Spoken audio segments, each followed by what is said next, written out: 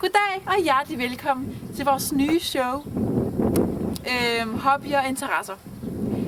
I dag, det her er showets, og hun vil være der og hjælpe os og besvare spørgsmål sådan i hele dette program, indtil programmets slutning, som vil blive i oktober måned. Mit navn er Hanne Jensen, og jeg vil være jeres vært i dette program. Vi vil i dag møde 4 mennesker, som har 4 forskellige hobbyer. Vi har de to meget kendte journalister, der vil udspørge dem og præsentere os for dem. Her kommer det første hobbymenneske, som hedder Ejnert Jørgensen. Goddag! Som sagt, så er mit navn Anne-Kristine Steffensen, og jeg vil introducere jer for vores første hobbymenneske. Ejnert-Ine Jørgensen, skulle jeg lige sige. Hun hedder Ejnert-Ine Jørgensen. Hendes interesse er at samle på forskellige planter og andre ting. Hun er meget god inden for emnet, og hun vil så nu lære os forskellige ting om planter og andre naturlige ting. Hej! Vi går lige over til hende, når vi har vores hund med os. Leila. Kom, Leila. Kom!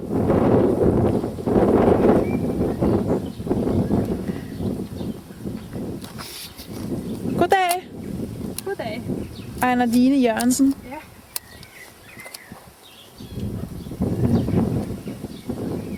Ja, det er nogen. Ja. Jeg kan se, at du har gang i noget kurvhalløj her. Ja. Jeg ser, at vi har der nede i. Der er noget... altså, jeg kan i hvert fald genkende græsset. Se, græsstrå. Ja, men er det måske noget specielt græs? Ja, eller? Meget specielt græs. Okay. Ja, meget specielt. Du kan se, at det er rigtig, rigtig langt. Andet græs er rigtig småt. Ligesom den her. Den hører bare med her. Der er faktisk den så lang. Og de er faktisk også lidt tykkere end resten, eller end alle andre græssorter. Og det her græs, det stammer helt tilbage fra sådan nogle dinosaurer. Og hvis du smager på det, så smager det, så kan man virkelig godt smage, at det smager af dinosaurer. Ja, okay. Det var nok lige må smage. Ja, selvfølgelig må det da det.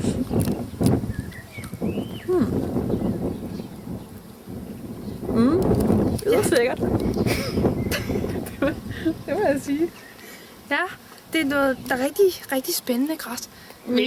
Ja. Hvilket hedder Dinograssus fantinus. Hvad siger du? Dino, hvad for noget? Dinograssus fantinus. Det var fordi, at den her sort af græs, det var græs, der blev spist af Phinodina, som var sådan super vegetarisk dinosaur. Men hvad har vi ellers nede i kurven så? Så tabte jeg lige den her lange en. Hvad er det som noget? Den tager vi senere. Så tager vi...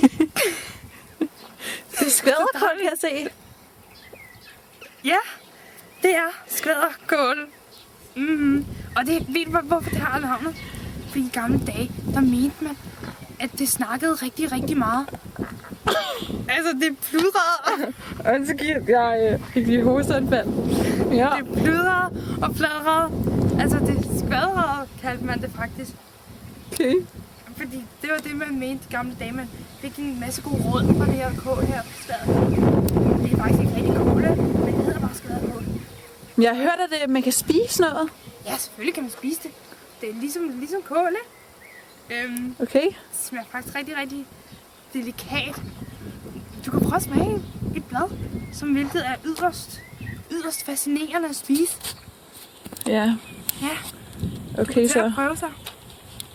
Et prøver jeg lige. yderst fint blad. Så er det, jeg får at smage her.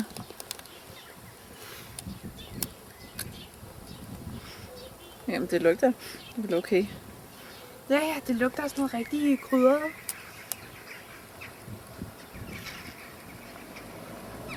Hold da op, ja. Det smager da godt nok. Ja. Godt. Jeg har før oprettet retter fra skvalderkål. Okay, det lyder da godt nok lækkert. Hvad for en restaurant var det? Nej, det var bare hjemme hos mig selv, ikke? Sammen med alle mine andre fascinerende plantevenner. Vi har sådan en organisation, ikke? Ja. Som hedder Planteorg, ikke? Altså org for organisation, ikke? Ja. Og den her, det er også sådan en skvalderkål.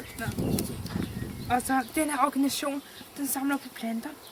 Nu er vi kommet til den her, ikke? Den er rigtig, rigtig yderst spændende. Yderst spændende. Okay. Fordi, kan du se de her lange, altså det er som om fingre. Kan du se det? Det er som om, altså, sådan nogle fingre, der ligesom har... Ja, det er faktisk et utroligt spændende, ikke?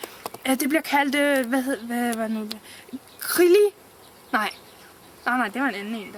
Den ligner lidt den her, men det blev kaldt,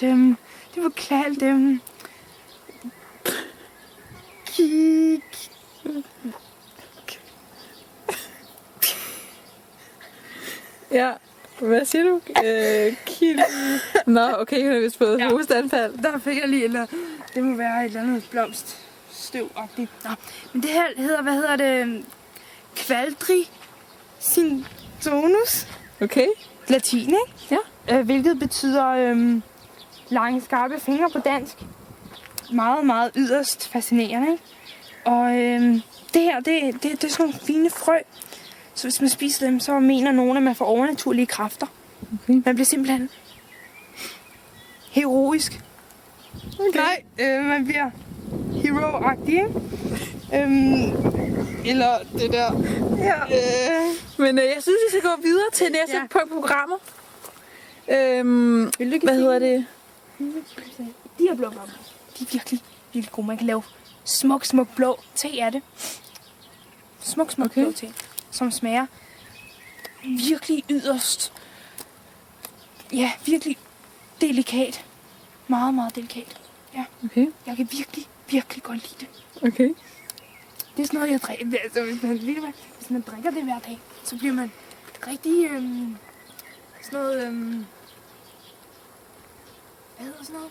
Man bliver rigtig sportslig og energisk. Og man bliver så glad af det. Og jeg drikker sådan noget hver dag. Det er derfor, jeg er så glad hele tiden. Jeg går rundt og samler blomster og smiler. Fordi det er rigtig, rigtig hyggeligt. Ja. Synes du ikke også det? Jo, det er rigtig hyggeligt. super hyggeligt. Ja. Super hyggeligt. Super godt. Det synes kameramanden helt sikkert også.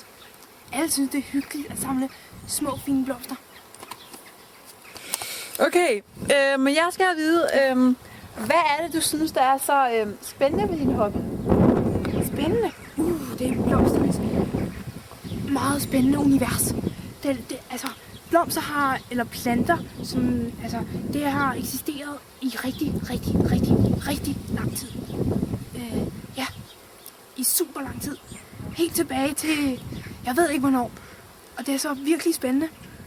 Okay. Det synes jeg, alle skulle gøre som blomster og være med i min planteorg, som hed Planteorg.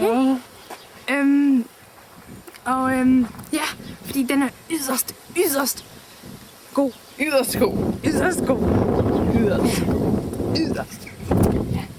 Nå, jeg må tilbage til mit arbejde. Ja, okay, jeg tror også, at vi må tilbage til studiet. Godt. Det synes jeg. Men tak for vejledningen i plante. Så det kan da være, at man skal få noget te. Så. Men farvel. Og vi går tilbage til studiet. Hanne, du tager over herfra.